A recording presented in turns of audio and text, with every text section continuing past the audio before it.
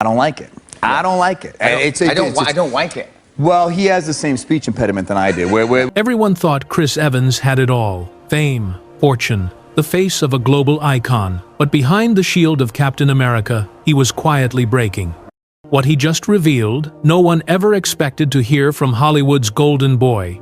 While the world saw him as fearless, Chris was silently battling anxiety so intense he once considered quitting acting entirely even before he became a Marvel star. Panic attacks, paralyzing self-doubt, crippling fear of failure. These weren't post-fame consequences. They were there long before the spotlight found him. And yet, Marvel Studios came knocking. 10 movies, a decade-long contract, millions on the line. But Evans nearly said no, not once, not twice, 3 times. Why? Because he was afraid the fame would destroy him. Few knew this. During some of his biggest press tours, Chris was medicated just to get through the interviews. Behind that charming smile was a man trying desperately not to fall apart. His words, not ours. If the movie does well, I'm worried. If it bombs, I'm worried. It's all worry, constantly. He was, quite literally, America's hero. But even heroes can't escape what haunts them inside. And now, after years of silence, Chris Evans has finally told the world the truth. He never expected to reveal a truth that paints a very different picture of Hollywood and of the man behind the mask. But the truth behind it is much darker. Before the fame, before the shield, Chris Evans was just a quiet kid from Sudbury, Massachusetts. A boy who smiled a lot but felt everything a little too deeply. Born in 1981 to a dental assistant mother and a dentist father, Chris grew up in a household that looked picture-perfect on the outside. But inside, it was complicated. His parents divorced when he was in high school, a turning point that fractured his sense of stability. Chris has said it was one of the earliest moments that made him question whether anything in life was truly permanent. He was the third of 4 siblings, raised in a family that encouraged creativity but didn't always know how to handle sensitivity. Chris wasn't a loud child, he wasn't wild. He was observant, almost too observant. He internalized pain rather than expressed it, and from a young age, that pain started to shape him.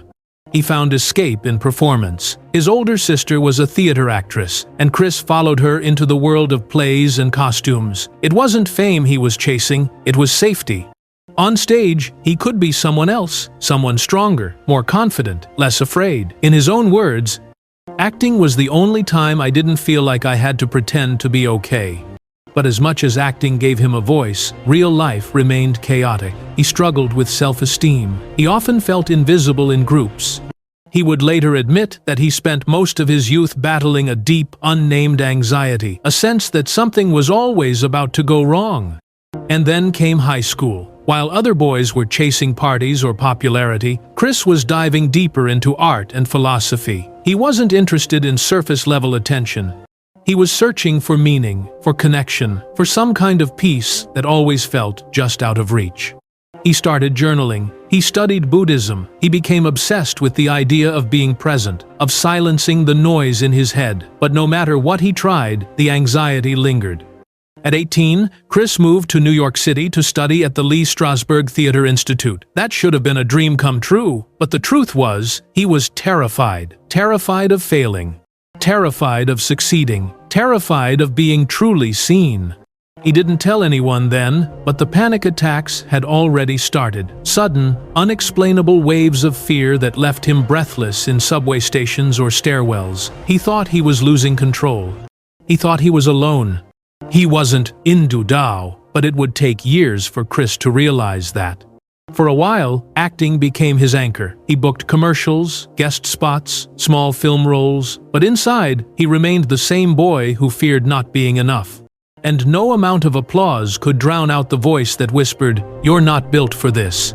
Little did he know, that same quiet boy, the one riddled with doubt, burdened with emotion, and Chris Evans didn't explode into stardom overnight. His rise was slow, uncertain, and filled with rejections that chipped away at what little confidence he had left. In his early 20s, he moved to Los Angeles with nothing but a few auditions and a deep hope that something, anything, would land. He started with teen comedies and forgettable roles. Not another teen movie in 2001 gave him attention, but not respect. He was just another pretty face in a crowded industry, the kind casting directors loved to box in. For years, he played it safe romantic leads, shirtless scenes, comic relief. But inside, the pressure was mounting. He felt like a product, not an artist. And the more the cameras pointed at him, the more exposed he felt. Then, in 2005, came Fantastic Four. As Johnny Storm, the Human Torch, Chris became a recognizable name, but success was a double-edged sword. The media focused on his looks, his charm, his body, but not his depth, and he hated that. Behind the scenes, he was spiraling. Fame had come, but it didn't fix the anxiety. In fact, it amplified it. Every press tour, every red carpet, every interview was a performance layered on top of another performance. Chris was playing a character even when the cameras weren't rolling. That's when Marvel called. They wanted him to audition for Captain America, a lead role, a multi-film contract, a career-defining opportunity. And Chris Evans said no. Not once, not twice, but 3 times. He was scared not of failure, but of success, of being locked into a role he couldn't escape, of losing himself to the machine of fame. If the movie's a hit, I'm stuck. If it bombs, I'm branded a failure. Either way, I lose. Marvel didn't give up. They offered him the role directly, no audition required. Still, he hesitated. His panic attacks were getting worse. He was seeing a therapist regularly. Every part of him wanted to act, but another part was begging to run. It was his mother who finally broke through. She told him, "If you're already struggling, at least do it with something meaningful." So he said yes. And Captain America, the first Avenger, changed everything. The film was a global success. Chris Evans became a household name, a Marvel legend, the very embodiment of strength, virtue, and leadership. From the Avengers, to Civil War, to Endgame, Chris was everywhere. Billboards, magazines, talk shows, fan conventions, kids dressed up as him, adults admired him, studios courted him. But the pressure was suffocating. During press tours, Chris often felt like he was on autopilot. He admitted later that some interviews were a blur, a haze of nerves, forced smiles, and rehearsed answers. He was constantly worried about saying the wrong thing, doing the wrong thing, or simply being wrong. "I had no time to breathe, no space to feel. I was Captain America, and nothing else." While fans cheered for the shield, Chris started questioning everything: his identity, his mental health, his purpose. And underneath all the success, something dark was brewing, a breakdown he could no longer outrun. On the outside, Chris Evans was untouchable, a Marvel hero, a red carpet regular, a symbol of confidence and charisma. But inside, he was unraveling. In private, Chris battled what he described as crippling anxiety, a relentless, suffocating force that clung to him even during the height of his success. While fans saw a strong, poised Captain America, Chris was hiding panic attacks that struck without warning during interviews, on set, even in the quiet moments alone in his hotel room. He was exhausted, not just physically, but emotionally. He called it decision fatigue, the weight of constantly being watched, judged, expected to be perfect. "I started feeling like a cog in a machine, not a person, just a brand." The endless Marvel cycle, filming, promotions, interviews, global premieres, offered no space to heal, and the more he smiled for the cameras, the more disconnected he became from himself. Behind the scenes, he turned to therapy. Not once, not casually, but regularly, intensively. It became a lifeline, a way to confront the demons he could no longer suppress. He also began avoiding the spotlight in subtle ways, turning down big projects, skipping public events, pulling back from interviews. People thought he was just private. The truth? He was trying to survive. Then came Endgame, the culmination of a decade, a global phenomenon. But for Chris, it wasn't triumph, it was release. Wrapping that role felt like finally exhaling after holding my breath for 10 years. What the public didn't know was that he almost didn't make it that far.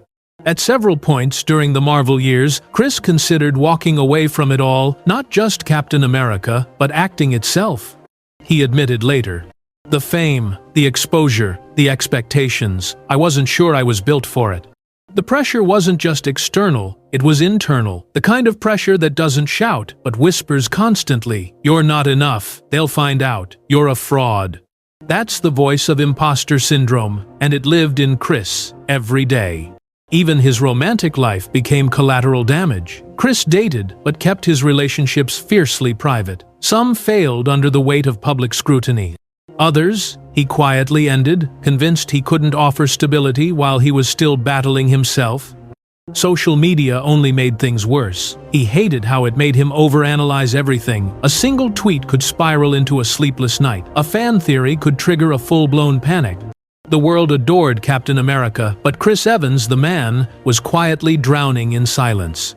At one point, he even started questioning reality. Fame distorts everything: people's reactions, friendships, love. The real tragedy wasn't that Chris Evans lost control. It was that he was never fully in control to begin with. For over a decade, he wore the suit, said the lines, saved the world on screen. But off-screen, he was watching his own life drift away. He once confessed that in the middle of filming Civil War, he stood alone in his trailer and realized, "I don't know who I am without this job." That wasn't pride, it was fear. When Avengers Endgame wrapped, the world celebrated. Fans cried, co-stars hugged, and Chris Evans? He broke down. He tweeted, "Officially wrapped on Avengers 4. It was an emotional day, to say the least." What he didn't say publicly was that behind those tears was grief. Grief for the years he'd lost to anxiety, for the relationships that couldn't survive his fame, for the boy inside him who once wanted to act for joy, not just duty. Behind the scenes, he made a decision. He was done. No more franchises, no more press tours that triggered panic, no more pretending.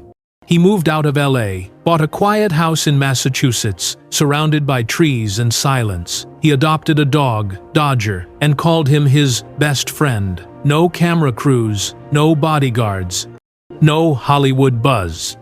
And then, he vanished. There were no new blockbusters, no flashy red carpets. When he did appear, it was in smaller, character-driven films, roles that let him be raw, not perfect. For years, rumors swirled. Is he retiring? Is something wrong? But the truth came in fragments in interviews, where Chris started to open up, carefully, about the years he'd hidden behind his smile.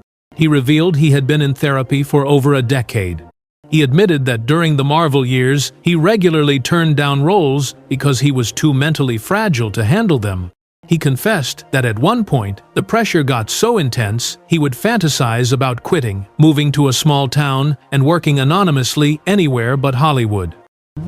Chris Evans may have stepped away from the spotlight, but his impact lingers not in the box office numbers, not in the Marvel montage, but in the quiet truth he finally allowed himself to share.